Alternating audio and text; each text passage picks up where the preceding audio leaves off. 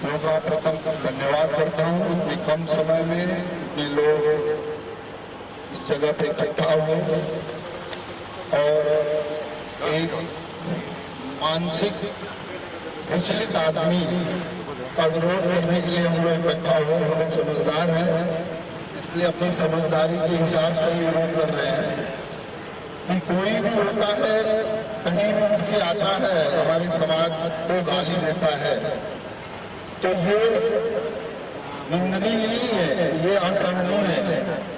Film promotion को लेके जो है ये लोग हमेशा जो है कुछ न कुछ इस तरह करते रहते हैं, पर इस बार जो है हद हो गई। इन्होंने एक ऐसे समुदाय के ऊपर टिप्पणी कर दी जिसको हम अपना पूजनीय मानते हैं।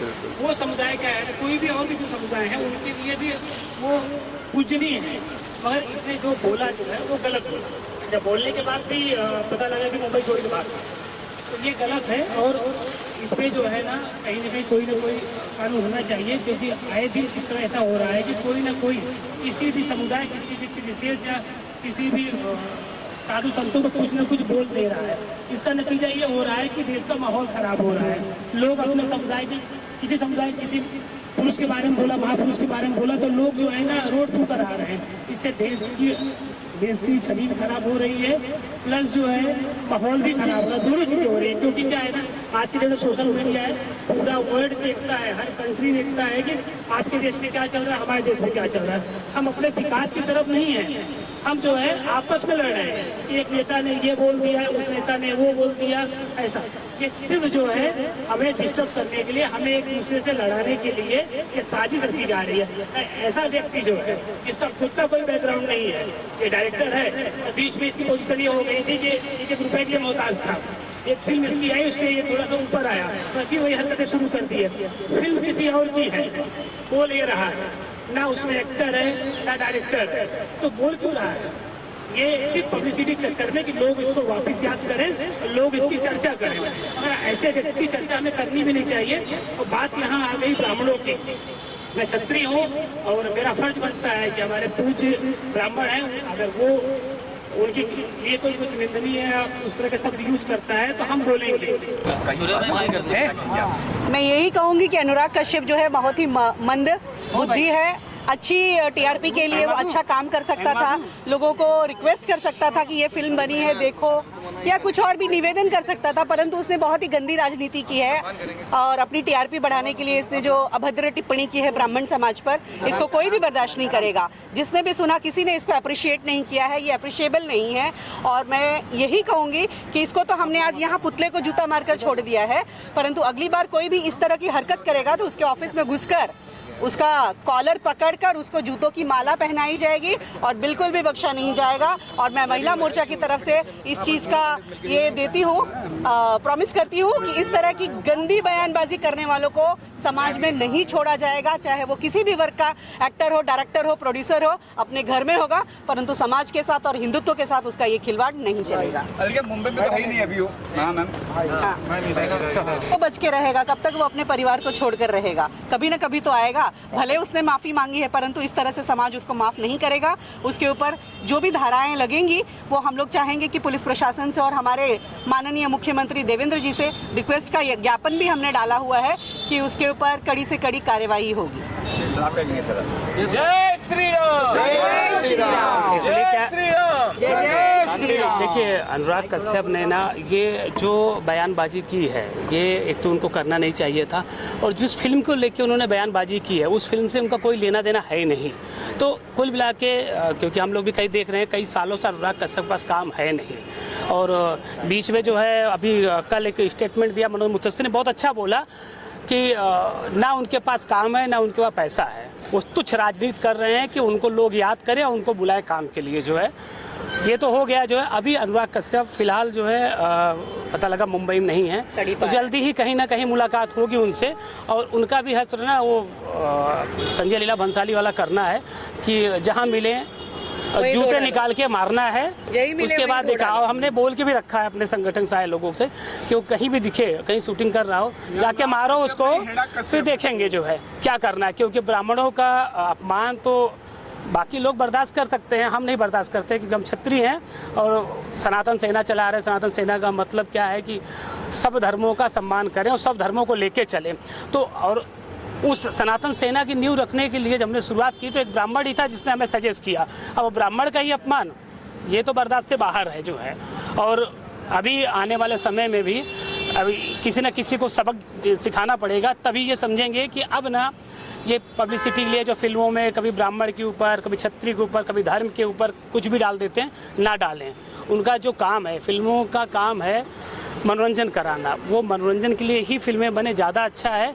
इस तरह की अगर पॉलिटिकल जो जैसे राजनेता करते हैं ना, वो नहीं आएगा, वो बहुत बुरा होगा जो है इसके लिए जो है। कि ब्राह्मण समाज जो है रुक चुप कुछ बोल नहीं रहा है। देखिए यही तो हमारी विडंबना है। हिंदुत्व के जो लोग हैं, जो हम हैं, हमारे जो हिंदू धर्म के लोग हैं, जब किसी को तकलीफ होती है ना तो वो खड़े नहीं होते। फिर वहाँ पे आज हमारे जो ब्राह्मण समाज के बड़े पॉलिटिशियन हैं, बड़े नेता हैं, उनको बोलना चाहिए, पहल उनको करनी चाहिए। जब स्टेटमेंट दिया मैंने 5 घंटे वेट किया कि कोई तो बोलेगा, पर एक भी ब्राह्मण नेता जो अपने आप को जो है बोलते हैं कि भैया हमें सेना बना के, सेना बना के हम ब्राह्मणों के लिए फालतू चीज़ों के लिए बोलते हैं, मगर इस पर किसी ने कोई प्रतिक्रिया दी नहीं। ये बहुत ही दुर्भाग्यपूर्ण बात है जो है, और देना चाहिए। अभी भी समय है, अभी भी देना चाहिए उनको कि एक तुच्छ डायरेक्टर जिसकी कोई औकात नहीं है, जिस पास काम नहीं है, बेवड़ा आदमी है, वो ज़्यादा ऐसा बोल के जा रहा है जो है। तो आज इनको बोला, अगर यही बात वो किसी मुस्लिम के बारे में बोला होता ना तो शायद ही वो हिंदुस्तान के किसी कोने में होता, उसको कुत्ते तरह मारते हैं। बिल्कुल बिल्कुल सर। हमारे देश के महाराष्ट्र के मुख्यमंत्री भी ब्राह्मण ही है। मैंने अभी आपको बोला ना, ये दुर्भाग्यपूर्ण बात है हमारे लिए जो है, हमारे हिंदुत्व के लिए, कि हमारे ये शीर्ष नेता वो कर ही सकते हैं। अभी उनके पास तो राजनीति के लिए अभी मुद्दे हैं ना। 2 आदमी हमारे पास ऐसे हैं, एक राज ठाकरे, एक देवेंद्र फडणवीस, कभी हिंदुत्व कभी इसके उसके लिए। और आजकल तो मराठी और हिंदी पे लगे पड़े हैं, उससे फुर्सत मिलेगी तो बात करेंगे इस पर कि कोई आपको जलील कर रहा है। एक इंडस्ट्री का गया गिरा डायरेक्टर जो है आपको जलील कर रहा है, आपके पूरे समाज को बेइज्जत कर रहा है, ऐसा शब्द बोल रहा है। वो शब्द अगर किसी दूसरे समाज के लिए बोलता ना तो वो उसका हश्र क्या होता समझ में आता, मगर बोल ही नहीं रहा है। कुछ बोलना चाहिए, देवेंद्र जी को बोले, देवेंद्र जी को इस पे जो है एक्शन लेना चाहिए जो है। बिल्कुल सर, से एक्शन नहीं देखने मिल रहा है। अभी मैंने बोला आपको ना, दुर्भाग्यपूर्ण बात है ये कि हिंदुत्व के लिए राजनीति में आए थे, राजनीति में आने के बाद लोग हिंदुत्व भूल जाते हैं। आप इसको आप गौर से सोचिएगा, वो भूल जाते हैं हमेशा। जब अभी हम बात कर रहे हैं, हमें भी नेता बनना है ना, तो मैं हिंदुत्व की बात कर रहा हूँ। जिस दिन नेता बन जाऊंगा तो हिंदुत्व साइड में रख दूंगा, तो ये गलत है। आप उनका वो अच्छे इंसान है, उन्होंने बहुत मुद्दों पे उन्होंने अच्छा निर्णय लिया है, उनको इस पे भी लेना चाहिए और लेंगे जो है। इतना विश्वास है हमें जो है, क्योंकि सरकार ही हिंदुत्व की चल रही है, हर जगह हिंदुत्व का परचम लहरा रहा है, तो उनको इस पे करना चाहिए। अच्छी बात है। क्या होगा आपका अगला कदम क्या है? हमने आज प्रदर्शन किया। देखिए आप एक बात बताइए मुझे, कोई 2 थप्पड़ आपको मार दे, उसके बाद जो 1 घंटे बाद बोले मुझे भैया माफ़ कर दो, जो है ये होता है क्या? तुमने पूरे ब्राह्मण समाज को ऐसे शब्दों से जलील कर दिया और उसके बाद बोल रहे हो माफ़ी मांग लो, ये होता है क्या? आप मुझे बताइए जो है, तो ये गलत है। तो अच्छा, इस पे अगर एक्शन नहीं हुआ, अगर इस पे एक्शन नहीं हुआ तो हर तीसरा व्यक्ति आके यही बोलेगा, आपको गाली देगा, आपको मारेगा, बाद में माफ़ी मांग लेगा, तो आप माफ़ करते रहोगे? ये तो आप तो जलील कर दिया उसने, पूरे ब्राह्मण समाज को जलील कर दिया। ब्राह्मण समाज को तो बोलना चाहिए ना। आपने वो स्टेटमेंट देखा होगा, उसने जो पोस्ट किया, क्या लिखा है उसने? कोई लिखता है क्या? आपको अगर ऐसा समय अभी बोल दूं तो आप मुझसे मारपीट करने लगोगे, गलत है ना।